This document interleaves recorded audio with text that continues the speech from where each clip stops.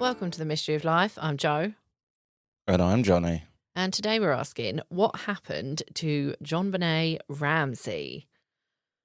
Now, before we get started, I just need to do a very brief bit of housekeeping here. If you're listening to us on Spotify, please, or Apple, in fact, anywhere, if you could just leave us a nice 5-star rating. You don't have to write anything if you don't want to. I don't ask you enough to do this, apparently. But yeah, it would be very much appreciated. Now, moving swiftly on, warning here, this is a bit grim. We are talking about the death of a child. So, yeah, fair warning.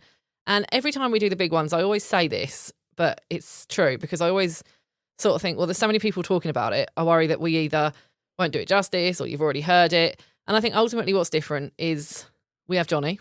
Hello. And I just try and bring you kind of like a merge together of all the information I could find. And I obviously can't talk about it all. So there will be a long, lengthy blog post about this in a couple of days, which you can read on our website. And that will cover anything in a bit more detail or that you think we might have missed. It should then be in the blog. So this is probably the most, aside from Madeleine McCann, requested episode that we get. So let's get on with it. December 1996, we're in Boulder, Colorado. JonBenet is this adorable little 6-year-old. She was a child beauty pageant queen. I know that's not everyone's cup of tea, but we'll loop back to that. Now, she lives with mum, Patsy, dad, John, and 9-year-old brother, Burke. And at 5:52 a.m. on December 26th, Patsy calls the police. 911 emergency. Police. What's going on? 515th Street. What's going on there, ma'am? We have a kidnapping. All right, please. Explain to me what's going on, okay? There's a note left and our daughter's gone. A note was left and your daughter is gone? How old is your daughter? 6 years old. She's gone. 6 years old. How long ago was this? I don't know. I just found the note. And my daughter's Does gone. it say who took her? What? Does it say who took her? I don't know. There's a ransom note here. It's a ransom note? It says FBTC. Victory. Please. Okay, what's your name? Are you Patsy Ramsey. I'm the mother. Oh, my God. Please. I'm sending an officer over, okay? Please. Do you know how long she's been No, gone? I don't. Please, we just got out. Is she right here? Oh, my God, please.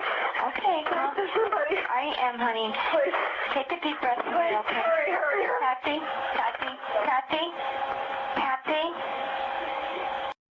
Okay, that's quite a lot to take in there. Initial thoughts? Sounds like a 911 call, that does. Yeah, she does sound panicked. I also found it not weird because ultimately you don't know how you're going to respond ever in a situation like this. But I just felt like she was like running a lot, like she was out of breath. Like I guess that's just part of panic, isn't it? But I don't know. It just, yeah.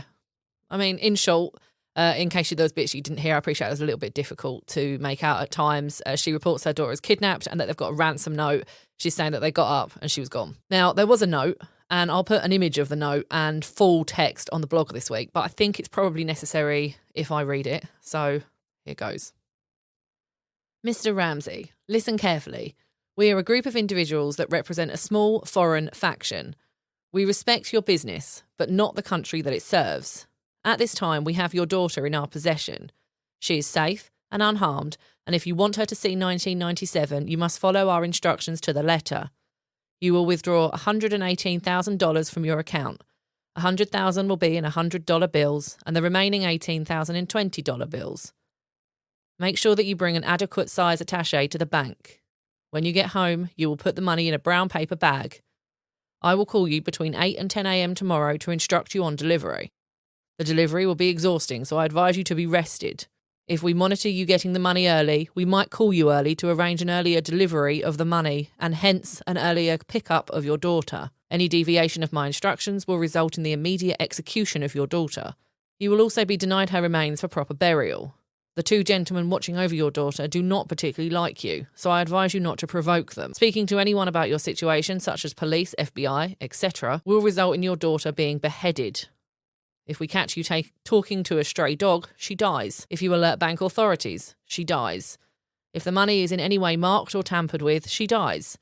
You will be scanned for electronic devices, and if any are found, she dies. You can try to deceive us, but be warned that we are familiar with law enforcement, countermeasures, and tactics. You stand a 99% chance of killing your daughter if you try to outsmart us. Follow our instructions and you stand a 100% chance of getting her back. You and your family are under constant scrutiny as well as the authorities. Don't try and grow a brain, John. You are not the only fat cat around, so don't think that killing will be difficult. Don't underestimate us, John. Use that good southern common sense of yours. It is up to you now, John. Victory, SBTC. End of letter. So I'm sure you've got a lot of questions. Well, I was going to say it sounds like a load of bollocks to me. What makes you say that? Like just off the bat? It I mean, just- before we say this as well, how much about this do you actually know? I can't remember. Right, much. yeah, okay. So why do you think bullshit off the bat? The way it's written, like they're foreign, but they're using familiar phrases like fat cat, and the way they're like John.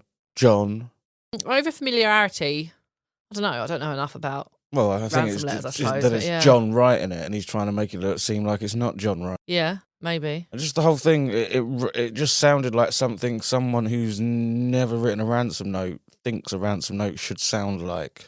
Yeah, it was extremely wordy. The FBI do later point out that the length of it is a bit of an issue. Like normally they don't want it to be very long because it just draws more attention. Might give away more about, who you are. It would normally just say, $1 million tomorrow, wait for instruction. It wouldn't normally go into this much detail. So yeah, you're right there. So does he actually have a job that warrants this kind of kidnapping? Because it makes it seem like he's some sort of spy. No, he's definitely not a spy. He works in technology. He had started a computer company and there was like a merging and it ends up as Access Graphics. He was the president and chief executive. It later became part of Lockheed Martin. His net worth at the time was about 6.4 million. But it wasn't like he was a businessman. It wasn't as if he was working for the government or working for like some, I don't know, like criminal venture. He was just an office guy. And don't get me wrong, he's got money that I would love, but in terms of rich people, he's quite low on the ladder. Yeah. It doesn't seem like he's that powerful at 6 million. No. Also, what I find odd about it is if he's worth 6.4 million, why are you only asking for 118? That is another thing that stuck out to me, that it's an oddly specific amount. He does point out to the police when they first arrived that this was around the same amount of the bonus he received the previous year. Well, so it's either someone that works at his company or him. No one else will know how much he got for a bonus. All right, well, after the 911 call, police are dispatched to the house. Interesting that they even called the police so quickly, I think, when the note said not to. Now, I think I would probably call the police, I think, even if the note told me to. But I would be like, they told me not to call police. Can you be discreet? What do I do? I don't know. I just don't know that I'd be like, come screeching to the house. I just feel like you'd ask, like, can you be discreet? Well, I don't think you'd need to ask. I think the police know how to handle a kidnapping. So Oh, but they just turn up. They get there in a couple of minutes. Well, I don't think any kidnapper expects you to not call the police. Well, They never, and that's the thing about it. It is so like a film. Well, Patsy also calls friends and family. So now there's suddenly a lot of people at this house, including the family minister. Oh, for fuck's sake! Why in America does a minister always turn up to a crime scene? I know, yeah. And it might be worth noting that it is a fairly decent-sized house. So it's not as if they're all crammed into one room, but still, you're talking like 5 bedrooms, 7 bathrooms. I mean, crime scene contaminated successfully. Yeah. 2 officers arrive, as I say, within a couple of minutes, and they start to investigate like it's a kidnapping because, what they're told. They take a look around. They can't see any obvious signs of forced entry. By 7 a.m, they've called in a detective and a forensics team. And forensics cordoned off JonBenet's room, but curiously, not the rest of the house, which I find odd because even if you believe that JonBenet was taken from her bed, so there's your sort of main crime scene, they would have had to have made it out of the house, and you don't know how yet. So surely the whole house is a crime scene. So it's like, okay, we'll come back to that. Now, Detective Linda Arndt arrives around 8 a.m, having been to police headquarters for a briefing first, and she goes to the house to wait for further instruction from the kidnappers, but no contact ever comes. And around 1 p.m, now I don't know what they're doing between like 8 a.m. and 1 p.m, literally just sitting around by the sounds of things. I suppose you're waiting for them to call, aren't you? You're waiting for the kidnappers to call, so sure. But at around 1 p.m, Detective Arndt asks John Ramsey and a family friend named Fleet White to search the house and look for anything out of place. Now, this kind of bothers me because, like, wouldn't a police officer, like, just walk around with them and be like, point out to us anything that looks out of place rather than just sending them off to look for stuff on their own? And if you've had nothing to do for the last 4 hours, why weren't you doing it then? I don't know. The whole thing is just really weird to me. Maybe they just wanted to make the correct first step. So, and that maybe... You never know with, like, it can swing either side. It could be good policing or bad policing. You think any of this is good policing? They could have wanted to just monitor how the parents are acting for a little bit. Which they do, to be fair. But I am surprised that nobody goes with John and Fleet to search the house. Yeah, probably because it's just busy work. I don't think they're expecting them to find anything. But he did. So John, the next thing they know, John comes up the stairs from his basement with the body of JonBenet in his arms and lays her down on the floor under the Christmas tree. Merry Christmas. That is looked into a lot, actually, like the fact that he put her on the floor and not, like, on the sofa, or at least, like, in the living room.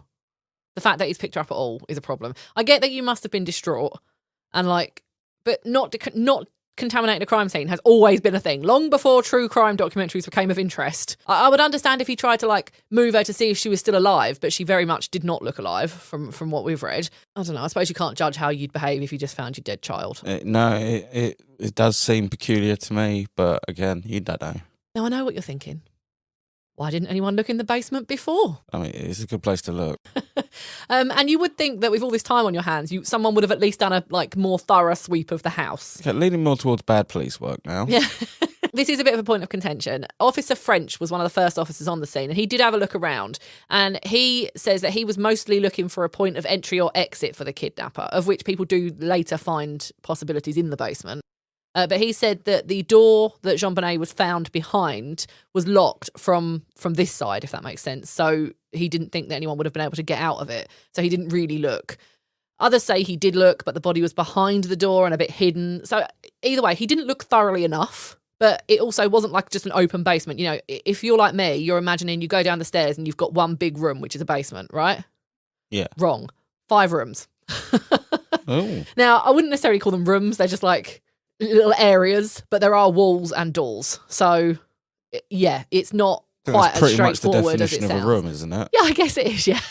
But I mean, like, they weren't like carpeted and decorated and things like that. It was still a basement, but it was sectioned off. So it's not quite as straightforward as it sounds. It wasn't like someone just stuck their head down there, went, nope, and left. But evidently, yeah, I mean, the fact that nobody found her until 1 o'clock is shocking.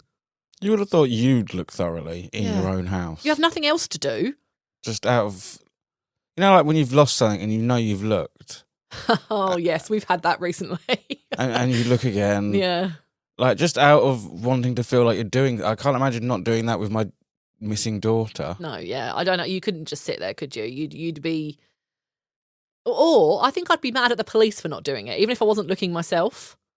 Well, yeah, I'd be like, why aren't you looking for clues? One of the victims in this crime. You don't actually have to do the work for them. Yeah, but I'd be like, why aren't you out there looking for clues? Like, what? Also, I'd question why I'm even still in my house. I'd be like, why are you not calling this off? Okay, so... I imagine they don't actually believe this was ever a kidnapping, and I don't think they were ever looking for a kidnapper. They must have believed that it was a kidnapping, or they would have had that crime scene locked down sooner, surely. If they thought she might have been killed in that house, even if she wasn't in the house... Maybe, yeah, that's true. So I think they probably did fumble it in the sense that they thought this is just a kidnapping and we're not really looking for clues. Otherwise, you've got absolutely no excuse. Let me tell you as well that the friends and family that came round cleaned up in the kitchen. They were like wiping down the sides and putting stuff away and having a drink. Oh, God, I can imagine. So, like, we're talking a very, very contaminated crime scene. It just the amount of people, like, in and out of the property. It's been full of my mother's, wasn't it? I've just tidied this. I made you a cup of tea. I did this. I did that. So, yeah, there's a lot to question from police work here. Now, JonBenet was found with a white blanket covering her torso, a nylon cord around her wrists and neck. The cord used the broken handle of a paintbrush to tighten it to make a garrote.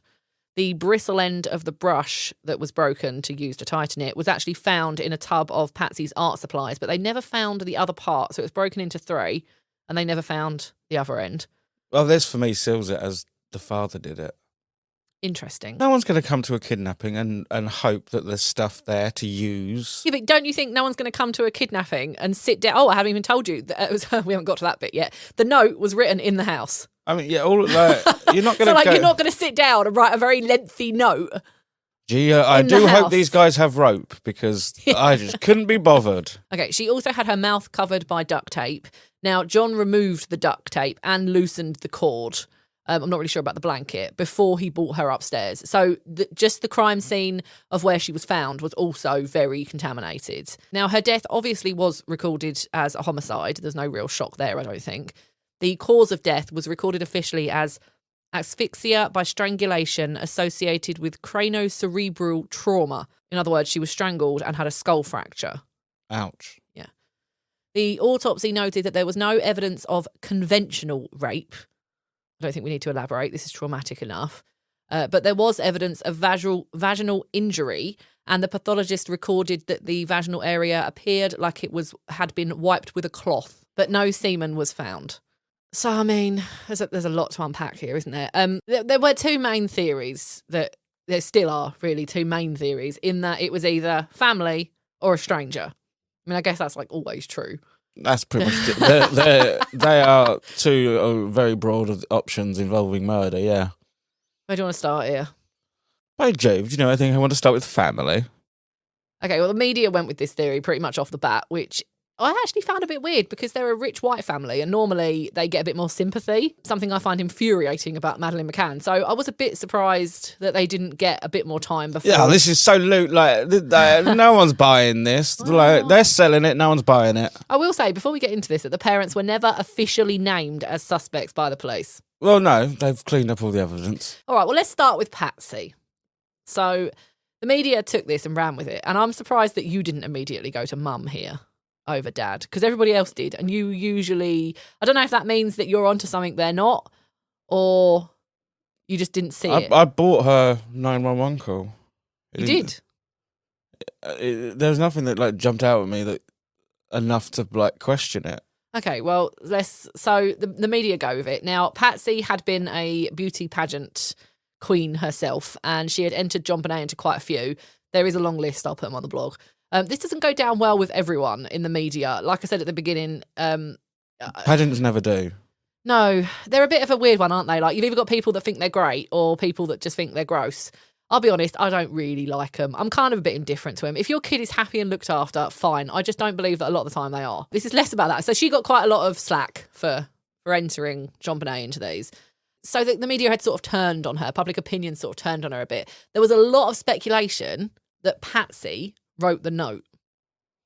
No, why? I just find it interesting that you're not more into this theory. So they did handwriting analysis on pretty much everyone, to be fair, including everybody that John worked with as well. So they were quite thorough. Once they realised they'd fucked up, I think they thought, right, we got to do something now. When that body came up, they were like, fuck. So, yeah, they were quite thorough.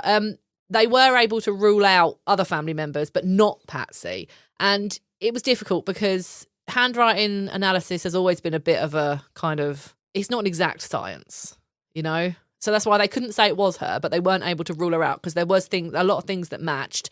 And also someone analysed the way you write in terms of like grammar and how you structure a sentence. Apparently that is quite like unique to you. Like everyone writes differently, which I think is true. That's how authors work, isn't it? Everyone's got their own voice and sound and style. Yeah, but I mean, even just if me and you were to write the same paragraph, if I said write a paragraph about that cat sitting over there on that log, me and you are both well educated enough to construct several good sentences, but they would be very different. So, you know, yeah, they weren't able to like 100% rule her out, but a lot of people also thought that the people they were asking, these so-called experts, weren't necessarily the right ones. I don't know, make of that what you will. It was written on her stationery with her pen. But that's the other thing. Why are you, if you're the kidnapper, why are you writing the note? If I want to frame someone, I'm buying myself some personalised stationery. But why are you writing the note, a lengthy note? And there was drafts, by the way. So they were sitting at this table for quite some time. You assume the table. Maybe they were on the floor. Fine, whatever. But you were sitting in that house for quite some time, writing and working on this note.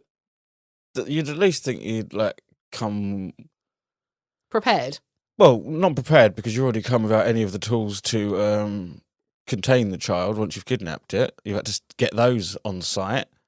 and now you're turning up, not even having thought of what you're going to write. Yeah. Well, only Patsy and the authorities who handled the note had their fingerprints on the note as well.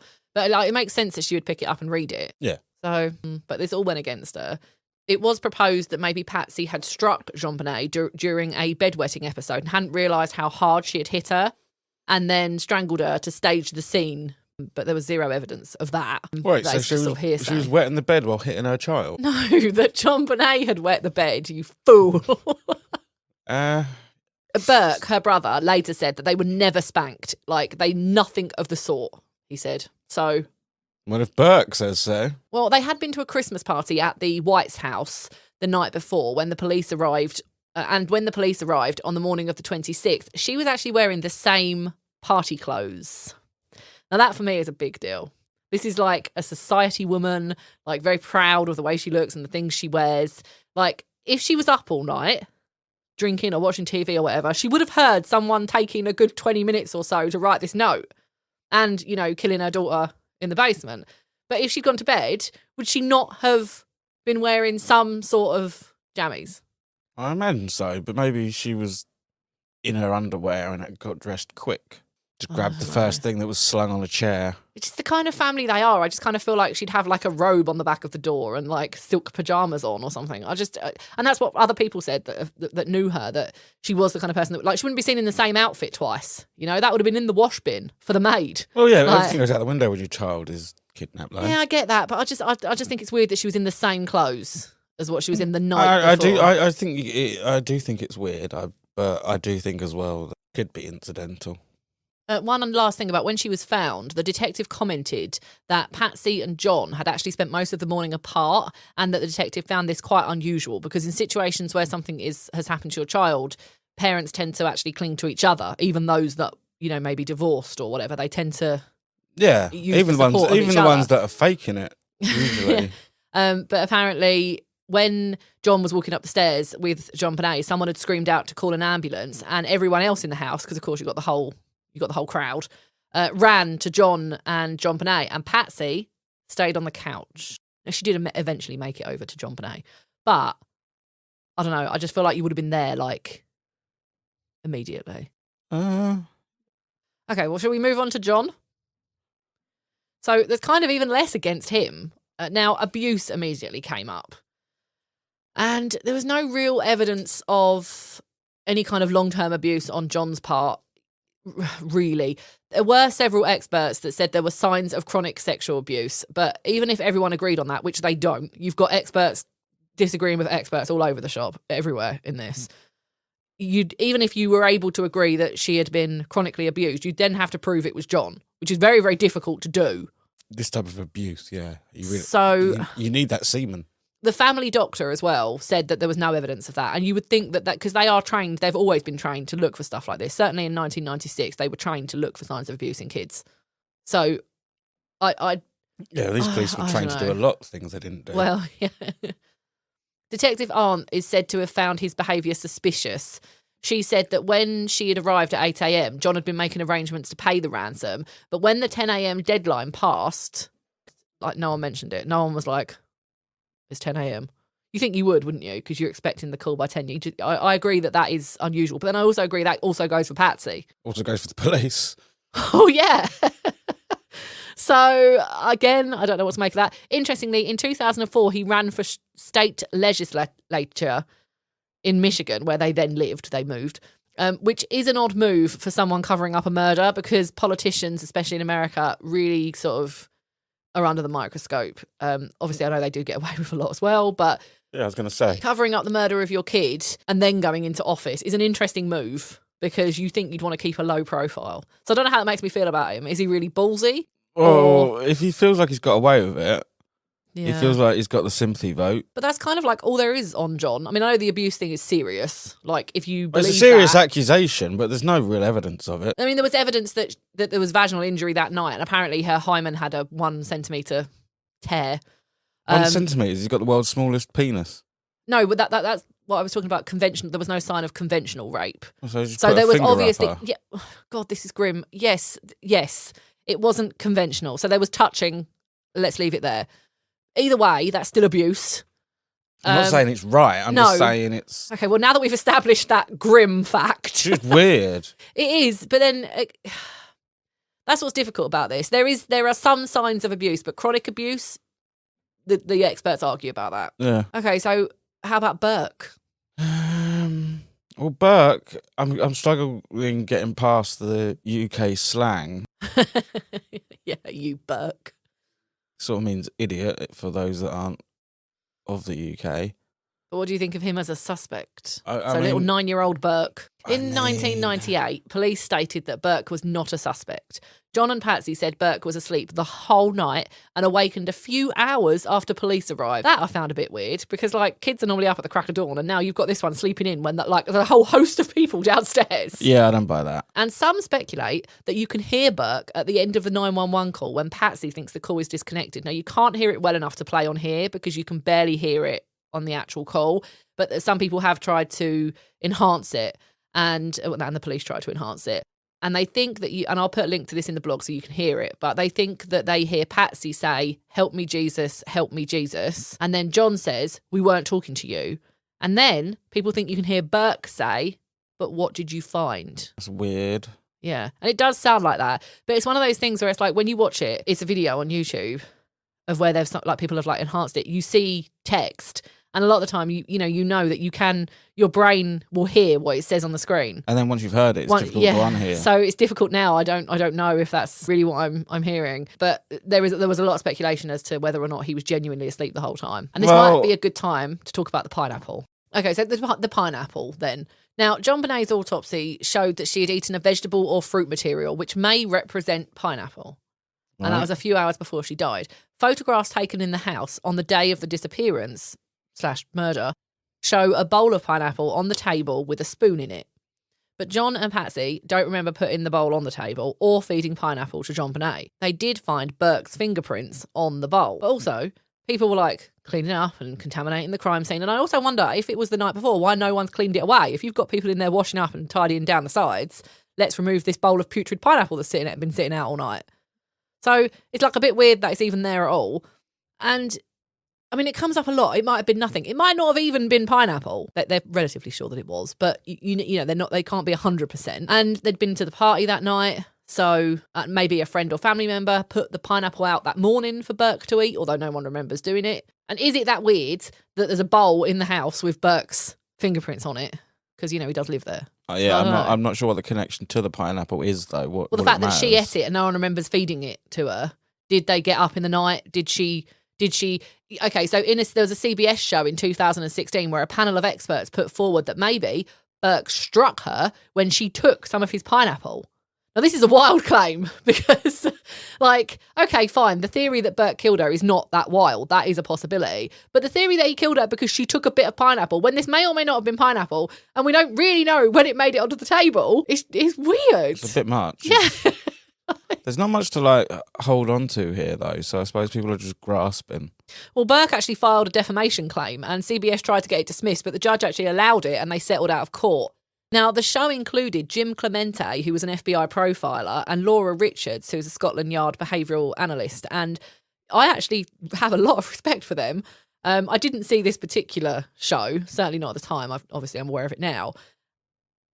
But usually they don't do that. Usually they don't just put these wild claims forward. They, as you might expect from career specialists, they use evidence. And I don't know, this pineapple thing. I mean, I know the pineapple existed, but I don't know, to me, it's just not enough to like pin it all on Burke. No.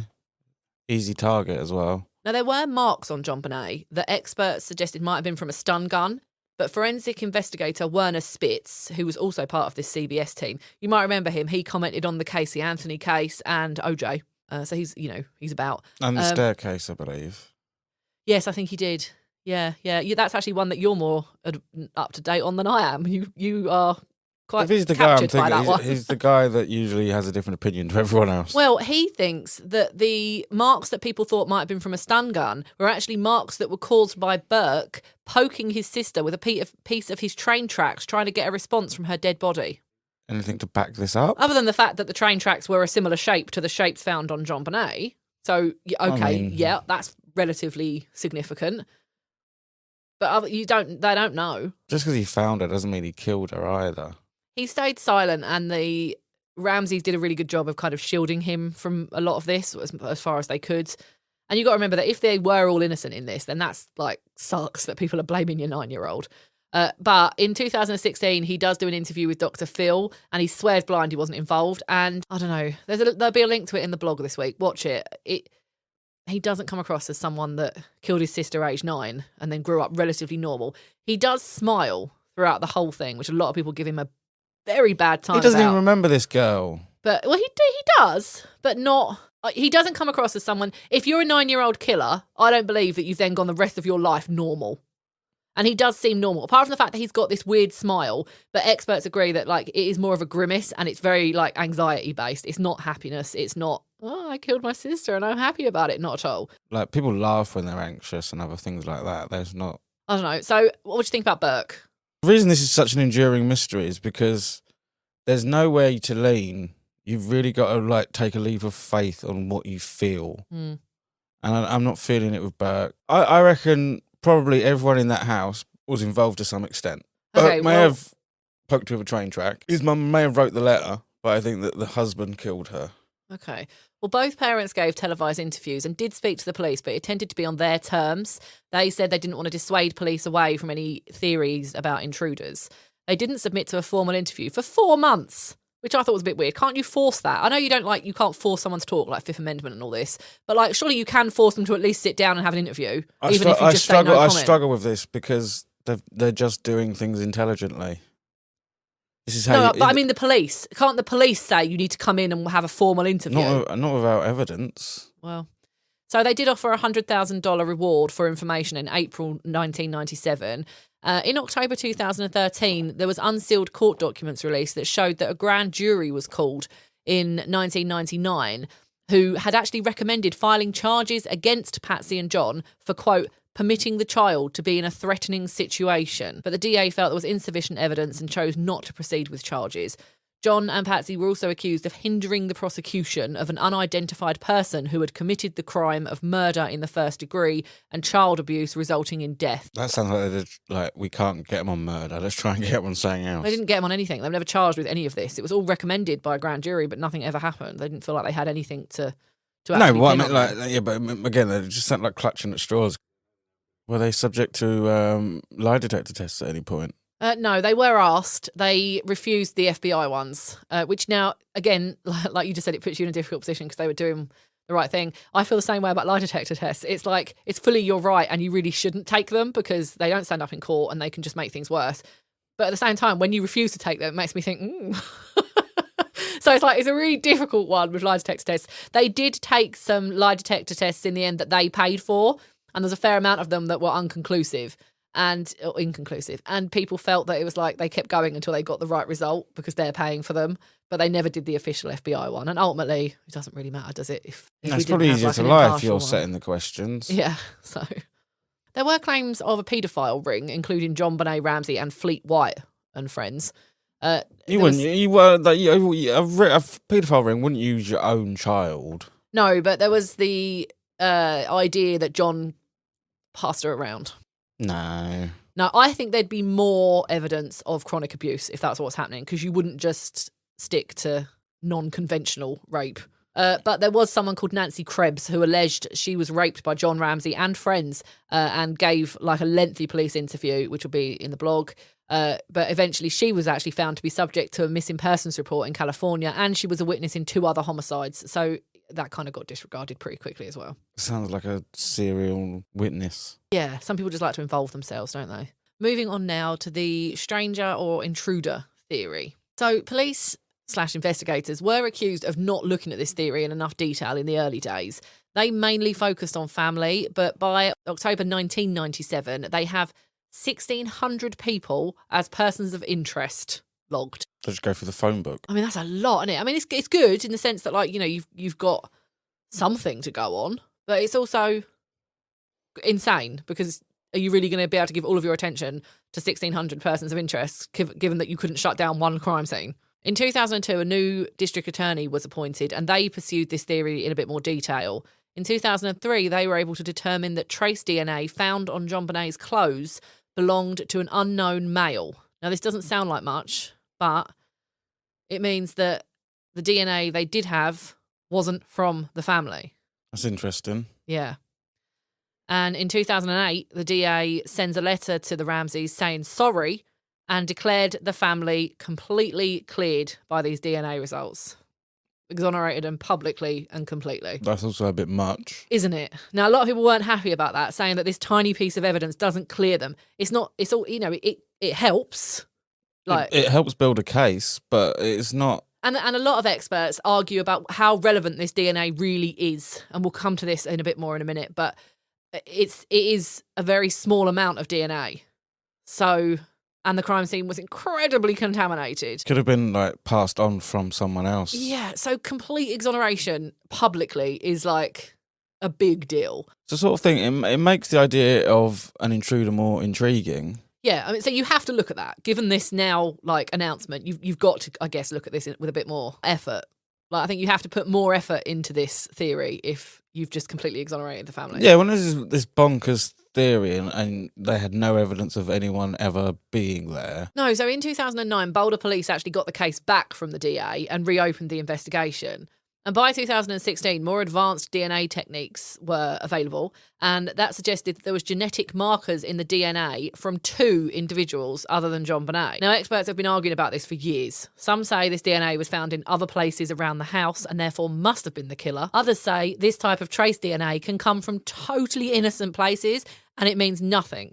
It doesn't actually suggest that it was linked to the murderer. Also, it gets reported that this trace DNA was on JonBenet's clothes, but actually there's a mixed blood sample from JonBenet's underwear. Now, these are 2 very different things. Like, having something on the arm of your top is very different because you could have rubbed up against someone, you're little, you're running through the kitchen. It's very, very different from having a very small spot of blood on the waistband of your long johns, which is what they're referring to when they say underwear. All right.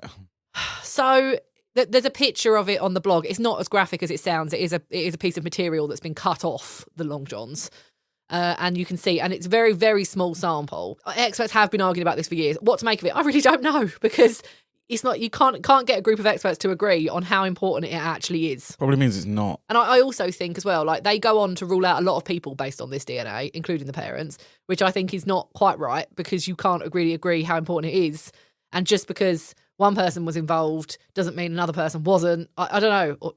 It seems like a lot to just rule people out based on this tiny little thing that no one can agree whether it's important or not. But it is in the CODIS database now. So if this person ever enters the FBI system, they'll be caught. Now, there was some DNA found under JonBenet's fingernails as well, but again, this all leads to nothing.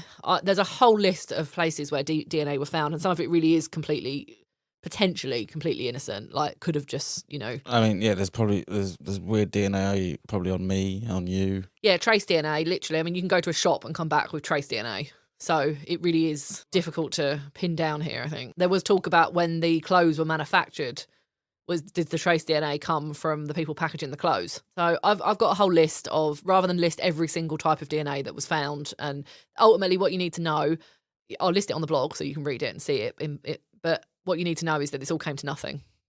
No DNA found on her was ever linked to anyone else. Obviously, they did find traces of things relating to their parents. One of JonBenet's items of clothing had trace DNA from Patsy's robe, which again you would probably expect, because at some point or another she probably would have hugged her child or put her child to bed in a robe. Yeah, so stuff like that, like, you can kind of, that was never going to go one way or the other. And I'll put the whole list of it on the blog, but it didn't actually definitively prove anything, I think, is what we need to take from this. It hasn't been linked to a stranger, or identified stranger, I guess, because we know. Or even the crime. Like, there's nothing to say that DNA couldn't have gotten there completely outside of this crime. Exactly, yeah. And they had been to a party that evening, so it could have come from someone, just gave her a hug, picked her up. Don't know. Unlikely she was wearing her long johns there, so I do find that potentially. Yeah, but that could have transferred off of her clothes. Yeah, I don't know. It's really difficult, the DNA thing. But there were a couple of possible suspects. Now, they did find in the basement an unidentified boot mark, which has never been fully identified. And again, the amount of people in the house, it might be nothing. You know, you have to, I hope, I couldn't find any definitive answers. There are people talking about it, but I couldn't find any definitive answers as to whether or not they actually tested all of the shoes of the people that roamed in and out of that crime scene once they realised it was a crime scene. Because you'd think they'd be like, right, everybody stop. Everybody needs to give their DNA. Everybody needs, or at least ask if they'll give their DNA. Everybody needs to do a shoe print. You would have thought a lot with this case. Yeah. But some people say they did it, some people say they didn't. It's hard to know what to believe. And there was a lot of talk about cobwebs. This was because they considered any open windows or doors. And there were no open doors, although they did later determine that one of them might have been unlocked. But there were 2 unlocked windows and 1 broken window in the basement. But it was actually John that broke that a few weeks prior when he had locked himself out. And there was a lot of cobwebs covering these open windows, and the cobwebs hadn't been disturbed. So they decided that it was unlikely that intruders were careful enough not to disturb the cobwebs, and therefore this probably wasn't how they got in and out. I'd buy that. Yeah.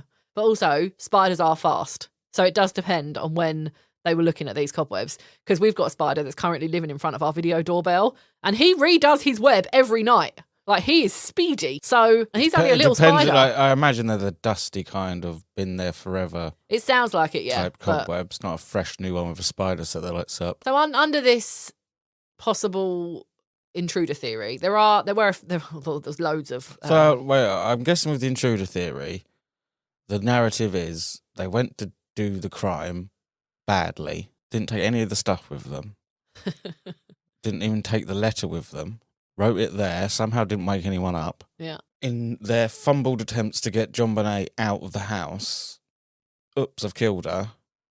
I'll leave her behind a door in the basement. Off I go. Any and all, really. There's lots of different theories about how they might have done it, and it includes all of those points and then some, such as did someone break in, abuse her in the basement, realise, oh shit, we've killed her, then try and stage this kidnapping?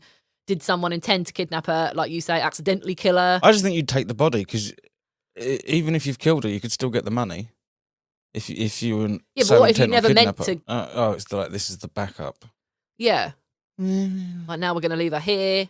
Seems a bit over the top. I think you just leg it. Well, the whole thing is a bit weird, and none of this was very well prepared. All you've done is given them more evidence. If you're going by intruder theory, then the whole thing is madness, because it's madness anyway, no matter who did it. This is crazy. But the whole thing is madness because it obviously wasn't very well planned. And if it was like a bit of a panic situation, why were you then going to this much effort to try and cover it up? You're obviously going to leave a body in the basement. So they did find a suitcase near one of the windows that wasn't there before. Well, Patsy and John claim wasn't there before. That one of the investigators later thinks maybe they had planned to put JonBenet in the suitcase and then realised that she either wouldn't fit, or was too heavy, or they couldn't find an easy way to get her back out. Plausible, but there's no evidence of that, is there? There's no evidence of any of this. This is what's so maddening about the whole thing. I don't think the intruders are the least likely. Well, let's go through some intruders. And there is a lot more than what I'm about to list. Like I say, I've picked out what I think are the strongest ones, and I'll do a fuller list on the blog this week. Gary Oliver. He was a convicted sex offender, and he was living in the area on and off. There was actually 38 registered sex offenders living within a 2-mile radius at the time, which, shocking. It sounds like a lot, but but also you got to remember, sex offenders also like people that get caught like pissing, like having sex in public. Yeah, so it's not necessarily all people that liked. It's not all pedos. Children. It's just any sex crime. However, he had raped a 7-year-old, so. Okay. He's of interest, I would agree. In prison, he made jokes about making bacon from little girls' skin, and he was apprehended on drug charges in the year 2000, and they found a magazine cutout of JonBenet in his backpack and a stun gun. The Ramseys had a private investigator by this point, Ollie Gray. He went after the Boulder police for not considering him as a credible suspect, and when it all came out in the papers, it was released to the media that he was, being looked at or whatever. And an old school friend of Gary's came forward and said that he had once told him he hurt a little girl. But the thing is, we know that to be true because he raped a 7-year-old girl. So it could be like... I don't think it's outside the realms of possibility that a criminal's going to have a stun gun. The picture of JonBenet Ramsey is weird, but... But for a man that likes 7-year-olds, maybe not, because she was... No. Made up to high heaven where she was doing the... Other than him being a convicting paedophile, is there any way of linking him to that building? No, he got ruled out because the DNA wasn't a match. Well, which I think is wrong to just rule people out. Because wrong and right. He's ruled out of being the person that gave him that DNA, but he shouldn't be ruled out of being there. No. But that's kind of it. There are a couple of other little things about him, which I'll go into in more detail, but on the blog. But ultimately, yeah, he was cleared. Next. John Mark Carr. In 2006, John Mark confessed. Right. So he had been a school teacher, terrifying. He was actually living on the lam, apparently, in Thailand because he was wanted on child porn charges in the US. So he sounds like a great... Lovely. Yeah. Long story short, he involved himself in the investigation via email and was eventually arrested in Thailand and flown to Boulder. He then gave graphic details of killing her. Like Was it right? Well, no, because he said that he drugged her and no drugs were found in her system. Well then. And then the DNA didn't match. Probably just trying to get some fame. They did eventually think that he was just trying to gain notoriety and fame, and police weren't able to actually confirm if he was ever even in Boulder at the time to commit the crime. So, yeah, still very loose. Next. The housekeeper. Please don't tell me they've hired a pedo. No. Linda Hoffman Pugh. Oh, fuck off, it was her. Really? I'm surprised you're not like, yes, let's tell me more about Linda. Linda Hoffman Pugh went to the same nannying school as Mary Poppins. No, she didn't. She weren't like... Oh. No, I don't know. I don't know that at all, other than the fact that she was suspected initially because of her position of trust. I agree that you need to look at her. Oh, yeah, you need to look at everyone. Yeah. She was never actually named as a proper suspect. But they wondered if she planned the kidnap out of revenge. She had money trouble and she had recently asked the Ramseys for a loan of a few $1,000s, which they had declined. Now, that sounds bad on the Ramseys' part. No, it doesn't. But at the same part, yeah, I wouldn't. Like, you're my employee. That's exactly. vastly inappropriate for you to ask me that. We've got Yeah. contractual agreement that I'll give you this amount of money for these services. And they did reason that she could have legitimately seen or known about the amount of money that is from the true. bonus. That is true. They wondered if she used her position of trust to lure JonBenet down the stairs and that maybe she never meant to kill her. So this whole thing, you know, it was an accident. Maybe there was She someone fell down the waiting. stairs. Maybe there was someone waiting down there that did kill her. Perhaps. This is where all the kind of speculation comes in, but the idea really was that she was at least planning to at least stage a kidnapping to try and get some money. So this was monetary based rather than anything else. But there was no evidence at all that she actually did this. She was never formally accused or listed as a suspect. However, she did speak out against Patsy quite quickly in the media, saying that she would argue with JonBenet about dresses and that she would turn cranky with no warning at all. I find that a bit harsh because if you put a housekeeper in most houses with two small children, you're probably going to find the mum yelling at a kid at some point. Yeah, but like you said, she had money trouble. Probably offered like 500 quid for every... Yeah, they probably did offer to pay her for her side of the story, like what was the Ramseys like. Yeah. Yeah. Well, she probably made a little bit of money off of that. She submitted fingerprints and hair samples and a handwriting sample, and ultimately it came to naught. I can see, I do think there's a legitimate theory for like wanting to stage a kidnapping and maybe it went wrong, but ultimately I just don't really believe it was her. No. Okay, so Michael Helgoth. My God, there's a lot. 1,600, isn't there? Fuck. yeah, we're only doing a few though. I've got like 3 more, so after this one. This was an electrician who was in a property dispute with the Ramseys. Now, I don't know the ins and outs about that. I don't really think it matters. Ultimately, they were like all mad at each other. And it was theorised that he might want to either hurt or kidnap her out of revenge. No. But he killed himself. And people thought that he did this because he thought that police were suspicious of him. He'd caught wind of the fact that police were looking at him as a suspect. But actually, he committed suicide 2 days after a press conference where Boulder Police Department said they had a new suspect, not Michael Helgoth. He just wanted to kill himself. Rest in peace. Apparently this suicide was also considered that it might not be a suicide. Some people theorised, officials theorised, that it might have been murder at one stage, and this was all based on the trajectory of the bullet and things like that. Things they normally do look at in suicides, you know, to make sure that it legitimately could have been done by yourself. But they theorised that there was maybe 2 assailants and one killed the other. So maybe he was involved, and the person that did it with him They tested DNA. killed him to keep him quiet. Yeah, he was cleared by DNA and death, which I don't think death can clear you. No. Oh, he's dead. He must not be him. No. But ultimately, we know they're clearing people based on DNA, and DNA cleared him. Interestingly, though, they did find a stun gun in his apartment. Has everybody got a stun gun? Because, like... It's America. Everyone's got some form of gun. But they found a baseball cap that had SBTC on it. Now, if you recall, that's how the note was signed off. That is a little bit weird. That's quite the coincidence, but... Someone wins the lottery every other week, so... Do you try and kidnap and accidentally kill or intentionally kill someone's kid when you're in a property dispute over them? Surely you go after your business or the wife, maybe. What does it mean on the hat? I don't know. Has no one looked into this? No, I do have some. There are some things that. Because why would you use something that intrinsically links you? Well, the next guy had a T-shirt with SBTC on it, and that stood for the Santa Barbara Tennis Club. Well, that makes sense that a lot of them have got that. Because they're in the same area. I don't think that the Santa Barbara Tennis Club are writing anyone. I don't. I'm sure they write lots of letters to their members asking for, membership and stuff like that. But I definitely don't think that they are involved, and signing it off as them. I don't know. I don't know. This is going to be a new theory that we've uncovered here. The tennis clubs have gone militant.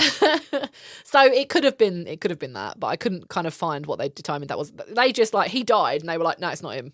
So, but then moving on to the next guy. So Chris Wolfe, he had a Barney with his girlfriend on Christmas night and stormed out. And the next morning, when he came back, he was all muddy. And apparently he was furious when he saw TV reports about JonBenet on the TV. I mean, that's a bit weird. Why are you getting mad? That is weird, but why was he muddy? Yeah. Well, his girlfriend now considered him a suspect, so she calls the police. Bit much? Yeah, I know. But I can't imagine that relationship survived. He was the one wearing the T-shirt with SBTC, and they were able to determine that this was for Santa Barbara Tennis Club. So, also, he had written an article about Access Graphics, so it's possible that he might have had the information about John's bonus. Oh, maybe. Which is interesting. That is interesting. Is there any reason for him to have a fight with his girlfriend and then drunkenly kidnap someone? They do think if he was involved, it would have been part of this two-person thing. They could never really find reason for him to do it by himself. I'm not buying it. He was ruled out, but he was friends with Bill McReynolds, who I will come to next, because the next person that they suspect is heartbreaking. We are now going to try and blame this on Santa. What? Yes. Happy Christmas. Bill McReynolds was this old guy who lived in the neighbourhood, and he dressed up as Santa every year and entertained the neighbourhood kids. He would come to various parties. He went to the Whites party and the Patsy's parties, and apparently he was said to have paid a little bit too much attention to JonBenet. And by this, it was because apparently JonBenet had gifted him a little vial of glitter one time that he took with him into heart surgery. And he told his wife that if he didn't make it, he wanted her to mix the glitter with his ashes. Did he have his own kids? Yes, because the next point I have to tell you about is that what's weird about this is that their own 9-year-old daughter was abducted on the 26th of December, same day, in 1974. Okay, that's a bit weird. But does explain why he's so attached to a local 6-year-old. Yeah, it could swing either way, really. Generally, they were never able to prove anything, but a lot of people did say that it's really just a character assassination on a friendly old man, which I think we go too far sometimes in society. A man is nice to a small kid and they're like, oh, pedo. Yeah, no. It's the guy was Santa. You'd obviously have to like children. I mean, frankly, I'm not a big fan of kids. I don't think I'd do well as Father Christmas. Well, yeah, but you can like kids and then you can like kids. No, I know, but I mean, he obviously enjoyed entertaining the children as Santa. He did it every year. The fact that he'd lost his own daughter, I guess it kind of makes sense why, it meant something to him that JonBenet had given him this little pot of glitter. Cute. Yeah, or he murdered her. Yeah. They could swing either way. He was old, so was he agile enough to pull this crime off? Agile enough to... I mean, the thing is, if she knew him, the question is, did she know him as Santa or did she know him as Bill as well? Because if Santa's roaming around your house on Christmas Eve, you probably are going to follow him into the basement. But if Bill is wandering your house and he's a stranger, you're probably going to scream. So if he was the intruder, I think it depends very much on how she knew him. Did she know him as both Bill and Father Christmas, which is likely, I think. I think she, he was in the neighbourhood, he went to the parties. I think she probably knew both. But even then, maybe she trusted him enough to walk down into the basement with him. He thought, I'm sorry, Santa. I'll just touch this little girl. And then he hurt her. The same theory, the same thing. Did he accidentally kill her? Because if she'd already died, getting her out of the house might have been a bit of a struggle. I reckon he could climb out the window because he didn't use the door. No. Without disturbing the cobwebs. locking the No. door from the other side. Investigators did show that you could get in and out of these windows, but Yeah, it's the but- disturbing of the cobwebs and stuff, And which I think is legit. how are you going to lock the door from the other side? Yeah. I mean, that could be mindlessness. That could be someone seeing the door unlocked and just going, oop. You know what I mean? You see a door ajar. Oh, exactly. And, you know, you have had people looking around. I don't know. I think there's as much reason to believe him as there is to believe any of these other guys, if not less so, because you've got actual people that have raped 7-year-olds in this list of suspects, who I would say, if you're going to go completely out there and say someone's going to randomly go into this house and hurt this kid. If we're going to do it without evidence, let's go with the pedo, because they deserve But then it. also, the 26th of December meant something to him, because that was the day. Probably quite a common day for abduction. You think? Probably. Parents had passed out drunk. Probably everyone's at ease. Yeah, maybe.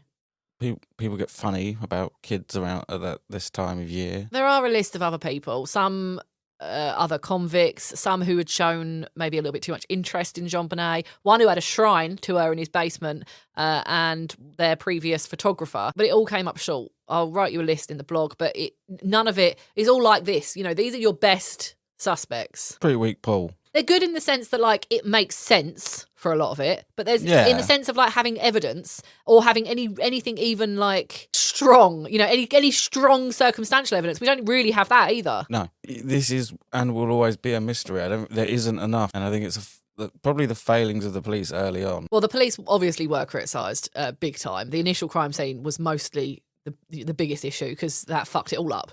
And this was blamed on lack of experienced staff. The coroner didn't get there until 8 p.m. and the autopsy wasn't done till the next day. It was the first murder that year that they were dealing with, this police department. So that tells you how not used to dealing with murder they were.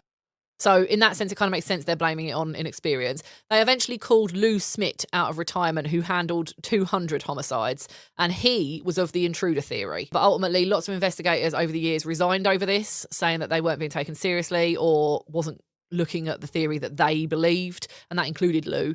Again, I'll go into more detail on the blog, but again, it all came to naught. No one person, they've all got their own theories, other than the fact that they all agree it was handled poorly at the beginning. They don't agree on anything. Rest is all opinion as well. No one's going off of hard evidence. They're all just taking the same little evidence and twisting it to fit their narrative, like we're doing. Yeah. But John Douglas, the famous FBI profiler, he was actually brought in by the family's lawyers. Now, I really like and respect his opinions. However, he was hired, and I struggled to get past that because, like, I didn't realise you could hire him. And he's going to, if you're hired by the family, maybe you are leaning a bit more towards what they want. I don't know. You don't keep your reputation and job very long if you're bent. I mean, he's a big deal. So I do, but he believes in the intruder theory. He says that removing the duct tape and the cord went against staging the body when the parents were involved. Apparently, parents generally cover the bodies in a protective way, and that's not how JonBenet was found. And they would have wanted the body found sooner, and they wouldn't have wanted to have found it themselves. So even if John's like, oh, shit, you know, I don't want to go and look I know she's downstairs, you would think he would have got Fleet to walk through the door first. Or just and he does make some good points. He does. I think there is so little here that you can only really go with your gut feelings. By 2016, they claim to have spoken to more than 1,000 individuals, followed up with more than 20,000 tips, and travelled to 18 states. In 1997, the CASKU team, Child Abduction and Serial Killer Unit, are called in from Quantico, and on the whole, they struggle with the intruder theory. So that, like, you've got John Douglas, who's like this famous FBI profiler saying intruder theory, and then you've got this dedicated team from the FBI saying not intruder theory. But what they go on is the note. They say the note is too long. The way in which the body was left, they don't think anyone set out to kill JonBenet. They think it was very likely a cover-up of some sort of accident. There was another case of a 12-year-old who said, the family said, a man in a mask broke in and raped the girl. She survived, but there were cigarette butts by the same brand found outside of both their property and JonBenet's house. And both girls went to the same dance class. But the dad involved in that said, well, not involved, the dad of the 12-year-old said that police were disinterested when he went to them. And one other thing that hasn't come up was the scream, which a neighbour claims they heard a piercing scream around midnight, and they were sure it came from the Ramsey house, but they knew John was home and assumed he would handle it. Fair enough. A lot of things sound like screams. Also, we have an upstairs neighbour that they scream an awful lot. To be honest, at this point, I wouldn't even look up I'm not saying that's what happened here, but I'm just saying in general, Yeah. screams aren't as serious as people like think they are. No, you generally not. And kids scream about anything, so it could be good, bad, whatever. So where are you now? We obviously, I'm in the studio. but when we spoke about the parents, even before we spoke about the parents, you were sure it was a parent, probably the dad. It's always the parents. Do you still think that? Yeah, I mean, it's the most likely, but You think it's the dad? I can't give you any details. I think it's one of the family members for any one number of reasons. I think mum or dad had enough, brother's done it accidentally, but I think they're all covering it up in some way. Just my feeling. I feel like Because they could have been covering up for I don't Burke. like the note. I think the note is... The note's a problem, right? I mean... The note is very, very much a problem. And I There just think, like, if you're going to kidnap, why would you rape them there if your intention was kidnapping? Because you're going to have them to rape without the danger of being caught. I think that's just the whole thing, though, isn't it? That's why this is such a mystery, because you just sort of find yourself going around in circles with it. Like, for me, I do think the parents were involved, and I do think it was an accident. I do think there's a good chance they were covering up for Burke, or they think they were covering up for Burke, in the sense that they found her, I don't know, hit over the head or whatever, or maybe she'd fallen, I don't know, and they thought Burke had done it. Maybe he was there. Maybe he was poking her with the railway track thing. Maybe there is some truth in some of these things that some of these experts have put forward. So I think, and I get why you would want to protect your child if you thought an accident had happened. So that does make sense to me. But ultimately, then I go backwards and I think, well, but why go to the effort of like a note or whatever? Why not? Why even bother with the note? Why not say that you found her in the basement like that? Why not call them to the basement? I don't know. There's just so many questions and like literally no answers. No, it's a bit all over the place. Theories all over the spectrum. Really does come down to your opinion and biases, really, this kind of thing. I don't think it's the kind of thing where I can confidently say, I think this happened. It does bother me that she was in the same clothes from the night before. I struggle with this. If I had to, if you told me I had to pick a theory, I would pick Patsy as an accident. I definitely don't think she set out to hurt her daughter. I do think that, I agree with you, but I do think there's also reasonable explanation for her being dressed in the same dress. Maybe, but the thing that then puts me off Patsy is that I definitely don't think she meant to do it. And then you can't explain why it looked like the vagina had been wiped and why there was some evidence of abuse. Because I definitely don't think she was the one doing that. This is just so weird. And like, it is you extremely do go weird. round in circles because look, you sort of think, right, I've got a theory. Like, you know, when I'd got to the end of this, I thought, well, yeah, I think that they're covering for Burke. And then I thought, actually, no, like because of this, and then no, because of this. And then you just go back. And I think this is why this is one of those mysteries that's gripped everyone, because you want so badly to be able to at least have a theory. Like, we get asked, as I say, there's 2 cases that we get asked to cover all the time.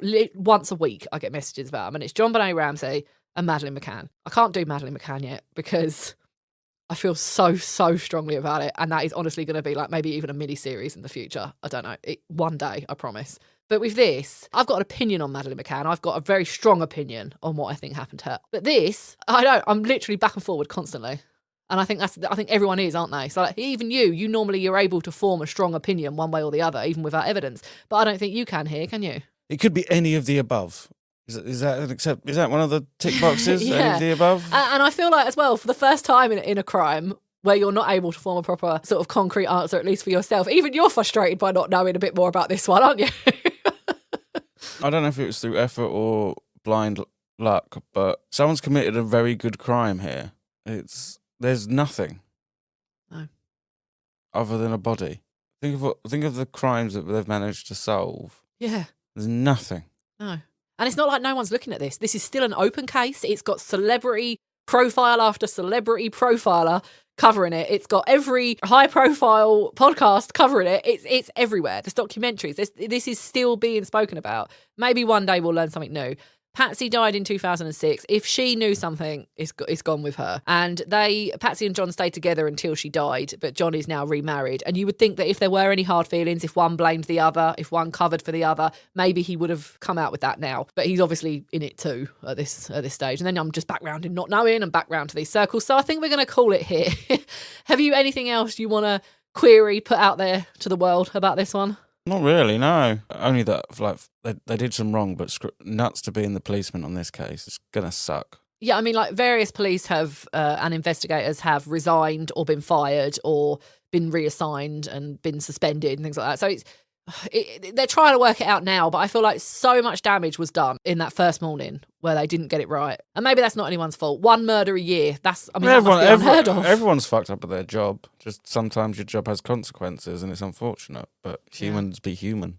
So there are some loose ends. There are some loose ends. No, but I mean, like, there are a few things that I've not brought up that we've not addressed. I feel like all of them are loose ends. I feel like it's all beginning, no end. Yeah, I've given you nothing but a frustrating case to ponder on. There are things that may or may not be of importance, and I think that's what a lot of the internet gets bogged down in sometimes. They're like, oh, but this happened. I found one thing on, I think it was like Web Sleuths or something, where people were arguing about this chocolate box, literally an empty box of like sweets under a chest of drawers in JonBenet's room that then wasn't there in a later photo.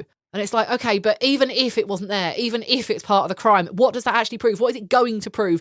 What does it matter? It's not enough. And this is what I think a lot of this gets bogged down in. But I will list it all. I've done a really, really deep dive into it on the blog this week, which you can find at mysteryoflifepodcast.co.uk. That will be out on Friday. And you can follow us on Instagram at the Mystery of Life Pod.